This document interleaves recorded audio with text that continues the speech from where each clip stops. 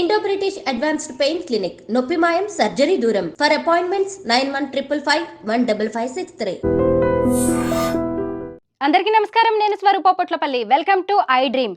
రోజుకో కొత్త బాబా పుట్టుకొస్తున్నారు. ఆంధ్రప్రదేశ్లోని ద్వారకా తిరుమల మండలం దొరసానిపాడు గ్రామంలో ఇప్పుడు కొత్తగా కారం బాబా పుట్టుకొచ్చారు. ఆయన ట్రెండింగ్ లో కూడా వచ్చేశారు. ఇంతకీ ఈ కారం బాబా ఎవరు అంటే ప్రత్యంగిరా దేవి ఉపాసకులు. ఆయన అమ్మవారి ఆవాహనలో ఉన్నారు. ఆయన కొద్ది రోజుల క్రితం కారంతో అభిషేకం చేయించుకున్నారు. మనం సాధారణంగా జలాభిషేకం వింటాం, క్షీరాభిషేకం వింటాము, పంచామృతాభిషేకం వింటాం. కానీ ఈ కారాభిషేకం ఏంటి అనేది కొత్తగా అనిపించింది. కారాభిషేకం అంటే మరేమీ కాదు, కారంతో ఆయన ఒంటి మీద అభిషేకం చేస్తుంటారు భక్తులు. ఆయనేమో ధ్యానముద్రలో తపస్సులో కళ్ళు మూసుకొని కూర్చుంటే భక్తులు వచ్చేసి ఎంతో భక్తి శ్రద్ధలతో ఆయన మీద కారం పొడి చల్లుతూ ఉంటారు. ఇలా ఆయన దొరసానిపాడులో 2 ఏళ్లుగా చేస్తున్నట్టుగా తెలుస్తోంది. శ్రీ శివ దత్తాత్రేయ ఆశ్రమం అనేది అక్కడ ఏర్పాటు చేయడం అనేది జరిగింది.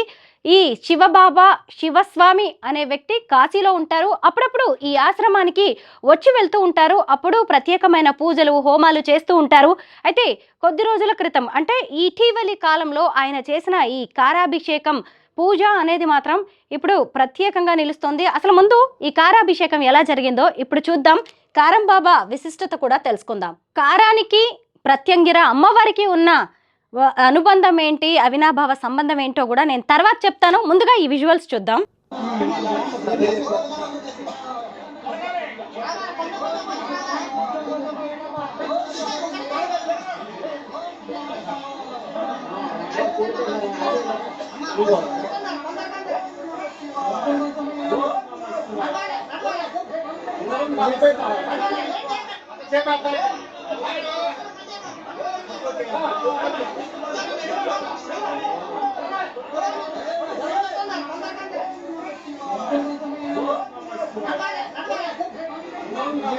చూసారా, భక్తులు ఒకరి తర్వాత మరొకరు వస్తూ ఓం నమ శివాయ అంటూ కారంతో ఆయనకి అభిషేకం చేస్తున్నారు. ఇక్కడ ఒక పెద్ద టబ్బు లాంటి దాంట్లో కారం వేసి ఉంచారు.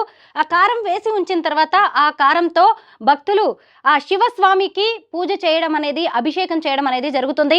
మీలో చాలా మందికి తెలిసే ఉంటుంది, ప్రత్యంగిరా దేవి అమ్మవారికి ఎండు మిరపకాయలతో హోమం చేస్తారు. ఎండు మిరపకాయలతో ప్రత్యేక పూజలు అనేవి చేస్తూ ఉంటారు.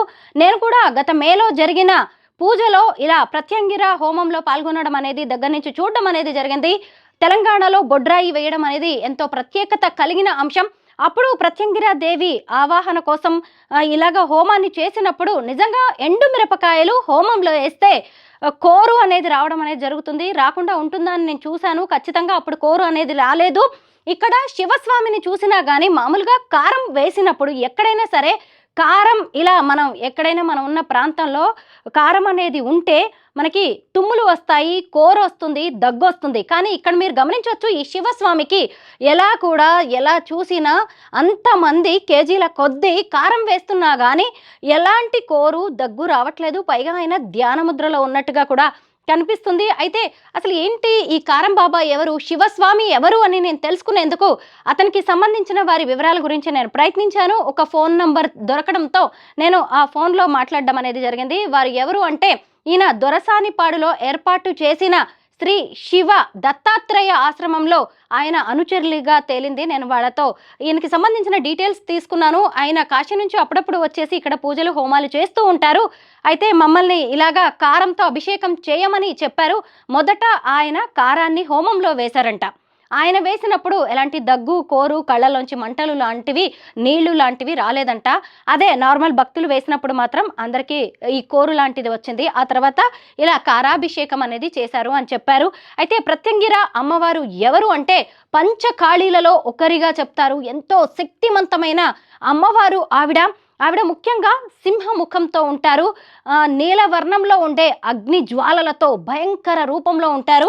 అయితే ప్రత్యంగిర అమ్మవారికి సంబంధించి వివిధ రకాలైన గాథలు ప్రచారంలో ఉన్నాయి. మనం కూడా ఈ శివస్వామి పుణ్యమానే అసలు ప్రత్యంగిర అమ్మవారి పూజలు ఎలా చేస్తారు, ఆవిడ పుట్టుక ఏంటి అనేది తెలుసుకునే ప్రయత్నం చేద్దాం. ముఖ్యంగా పూర్వం హిరణ్యకశిపుణ్ణి చంపేందుకు విష్ణువు నరసింహస్వామిగా అవతరించిన సంగతి మనందరికీ తెలిసిందే. హిరణ్యకశిపుణ్ణి తన గోళ్లతో చీల్చి చెండాడిన తర్వాత కూడా నరసింహస్వామి కోపం చల్లారలేదట. దాంతో శివుడు శరభేశ్వరుడు అనే అవతారంలో నరసింహస్వామిని ఓడిస్తాడు. అలా ఆయన కోపాన్ని చల్లారుస్తాడు. ఆ సమయంలో అమ్మవారు శూలిని మహాప్రత్యంగిర అనే 2 రూపాలు ధరించి శరభేశ్వరుణ్ణి 2 ముక్కలుగా 2 రెక్కలుగా చీల్చిందట.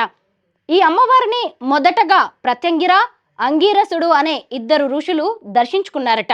అందుకే ఆ 2 పేర్లతో ఆమెను ప్రత్యంగిర అని పిలుస్తారు. అంటే ఇద్దరు ఋషుల పేరు మీద ఈ అమ్మవారు ప్రత్యంగిరాదేవి అమ్మవారిగా మారిపోయింది. అయితే ప్రత్యంగిరాదేవి ఎవరు అంటే శత్రువులను మట్టు పెట్టి ఎదురు తిరిగే దేవత. దుష్ట శక్తులు పీడిస్తున్నాయని భయపడుతున్నవారు, చేతబడి జరిగిందనే అనుమానం ఉన్నవారు ఈ అమ్మవారిని పూజిస్తే ఎలాంటి తంత్రమైనా పనిచేయదు. ప్రత్యంగిరాదేవికి మరో ప్రత్యేకత కూడా ఉంది. అదే నికుంభల హోమం.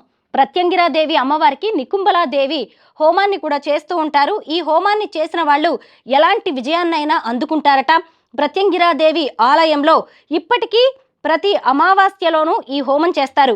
అమ్మవారి 7 మాతృకల్లో ప్రత్యంగిరాదేవి ఒకరు. అధర్వణ వేదానికి కూడా ప్రత్యంగిరాదేవి ఈ మాతను అధిపతిగా భావిస్తుంటారు. ప్రత్యంగిరాదేవి సింహముఖంతో ఉంటుంది కాబట్టి ఆమెకు నారసింహి అనే పేరు కూడా ఉంది. ఆర్థిక ఇబ్బందులు, వ్యాపారంలో నష్టం, శత్రు భయం ఉన్నవారు ఈమెను ఆరాధిస్తే ఈతి బాధలు తొలగిపోతాయని ఆధ్యాత్మిక పండితులు చెబుతుంటారు. శుక్ర, మంగళ, శని, ఆదివారాల్లో ఈమెను పూజించడం విశేష ఫలితాలను ఇస్తుందట. చూసారా ప్రత్యంగిరాదేవి ప్రత్యేకతలు ఎన్ని రకాలుగా ఉన్నాయో. మనలో చాలా మందికి అనేక రకాలైన కష్టాలు, బాధలు ఉంటాయి. వాటి నుంచి బయటపడడానికి ఏం చేద్దామని చూస్తూ ఉంటారు.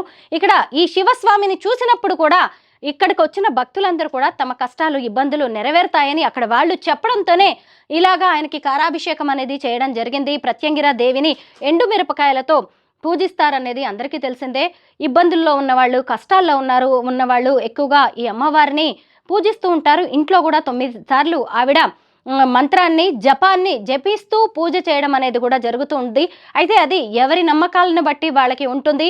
అయితే నేను ప్రత్యంగిరాదేవి హోమంలో పాల్గొన్నప్పుడు అక్కడికి వచ్చిన పండితులు భక్తులకి చెప్పింది ఏంటి అంటే, ఎండు మిరపకాయలు వేస్తే కూర వస్తుందేమో, అందరూ ఇక్కడి నుంచి పారిపోవాల్సి వస్తుందేమోనని అందరూ భయపడిపోయారనమాట. కానీ అమ్మవారి నామ జపాన్ని చేస్తూ పదే పదే అక్కడ ఒక అద్భుతమైన వాతావరణం ఏర్పడింది అక్కడ.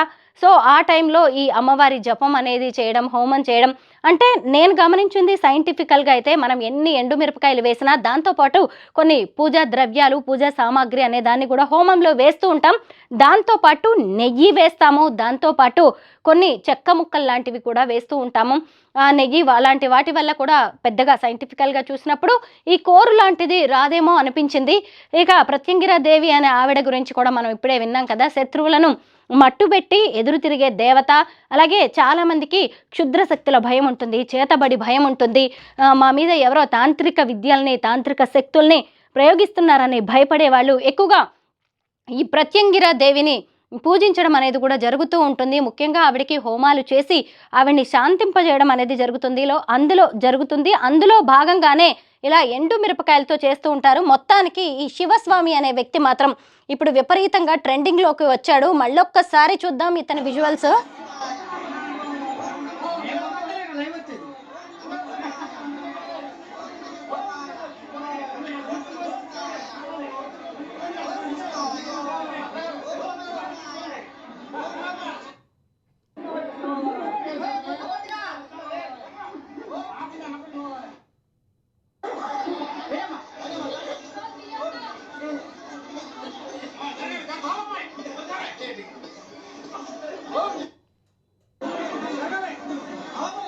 మీరు ఒక విషయం గమనించవచ్చు, ఇక్కడ చిన్న పిల్లలు కూడా ఈ పూజలో కారాభిషేకంలో పాల్గొన్నారు.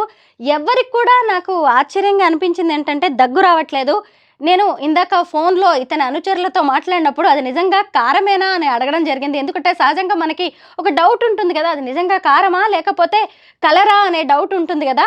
కానీ అది కారమే అమ్మ, అలాంటిది ఏం లేదు, అది పూజ లేదంటే నమ్మకం వల్ల వచ్చింది అని వీళ్ళందరూ కూడా దుష్ట శక్తుల నుంచి బయటపడడానికి కావచ్చు, లేదు అంటే తమకు ఏదో చేతబడి లాంటి భయాలు ఉన్నాయని, అలాగా ఎవరు ఏది చెప్తే కొంత వెళ్ళిపోయి పూజలు చేసే వాళ్ళు ఉంటారు కదా, అలా కొందరు వెళ్ళిపోయి ఆయనకి కారాభిషేకం చేసినట్టుగా తెలుస్తోంది. అయితే ఈ రోజుల్లో చాలా మంది కొత్త కొత్త బాబాలు పుట్టుకొస్తున్నారు. ఇక మనం అఘోరీ చేస్తున్న హల్చల్ అయితే ఈ మధ్య కాలంలో చూస్తూనే ఉన్నాం కదా.